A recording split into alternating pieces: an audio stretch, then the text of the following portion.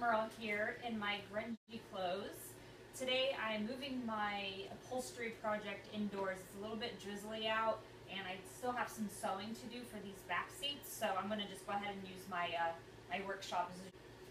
So you can see what I have here. I just have a little bit of splits on the bottom part of the back seat. The top is fine, but I'm going to put on the very, very top of the top seat, redundant, I'm going to cover the top of that because it's very dried out. It's a little bit different of a material, and then that way it kind of stays consistent with the rest of the car.